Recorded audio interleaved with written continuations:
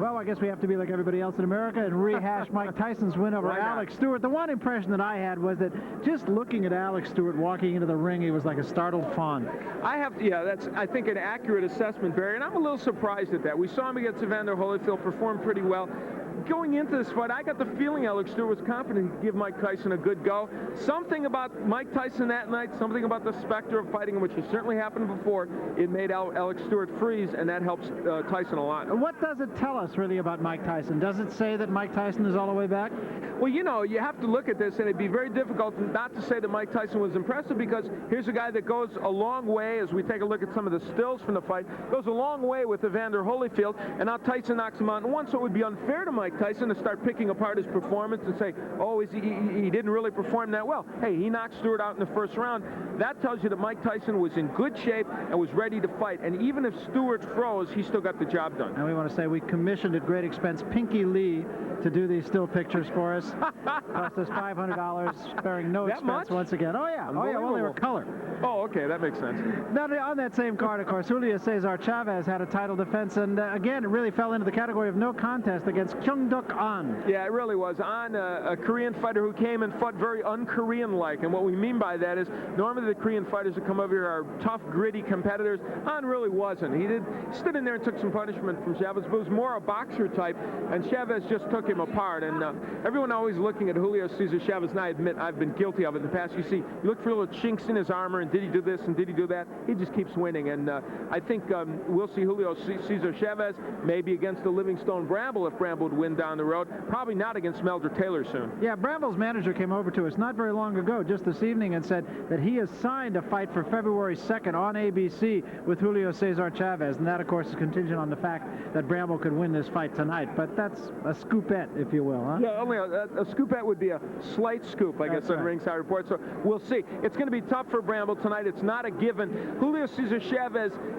looking for maybe an interim fight before he gets back into a real big fight, but I'm sure Bramble would not like to be thought of as an interim fight. There was another championship fight over the weekend, too, and that showcased Michael Carbajal, who you've seen many times here on ESPN. And, boy, here's a guy who, Al, just seems to be getting better and better and better. Never is a statement more appropriate. Now, Leon Salazar turned out to be, as you see him getting knocked down by Carbajal, but he was a tough cookie. He came to fight. Look at him landing punches against Carbajal. He landed some major league shots, but the Carbajal left hook, which you talked about, a prime example. Look at that punch. Wow, that's just a terrific punch. We're going to get a chance to see it again. Just a brilliant shot by Michael Carbajal. Watch left. And look at how short and compact it is, right on the jaw of Salazar. And this against a guy who was doing everything to knock Carbajal out. Great performance by this young man. Once again, that division really chock full of very attractive fights upcoming. A lot of them. Humberto Gonzalez is going to be performing soon, and there are a lot of good fighters in those lower weight divisions, some Americans, and a lot of excitement being created. And, of course, where there's excitement, there's a little bit of money for those little guys, too. Yeah. Let's take a look at the guide, then, what's down the road in the sport of boxing. Jeff Harding gets back into action against David Vedder. He actually had a title shot at one time against Virgil Hill, which you saw right here on Top Rank Boxing. So Jeff Harding and David Vedder get it on this Friday. Tomorrow, as a matter of fact, in Melbourne, Australia, light heavyweights. Orlando Canizales, another very popular fighter down in the state of Texas, and in fact all over America, gets it on with Francisco Ortiz. That'll be out in Las Vegas also tomorrow night. They are bantamweights. Michael Moore and Danny Stonewalker on Saturday in Pittsburgh, Pennsylvania. That will be for Moore's WBO light heavyweight championship, and look for him, of course, down the road, perhaps have a fight with Virgil Hill. The NABF cruiserweight title on the line as Nate Miller and James Waring try each other in Atlantic City right here on Monday, December 17th. You can watch it on Sports Channel. And the guy we just spoke of a moment ago, Humberto Gonzalez, this is kind of a showcase fight for Humberto Gonzalez. He takes on Rolando Pasqua down in the Forum in Inglewood. That'll be next Wednesday, December 19th. And next week we'll be back out your way out at Bally's in Las Vegas.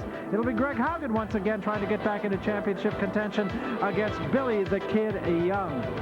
And, of course, just to go back for a moment and talk about the Mike Tyson fight, one thing that Mike Tyson did tell HBO and Jim Lampley and Larry Merchant and the gang that's it for HBO. Yeah, in the world. I had a great time, but see you later. All kinds of changes going on in terms of television in the sport of boxing these days. Yeah, there really are. And you might say, why are we even talking about this to you? Because it's like in-shop talk. But it's really not, because it has bearing on what fights you see, how much you'll end up paying for them, if anything.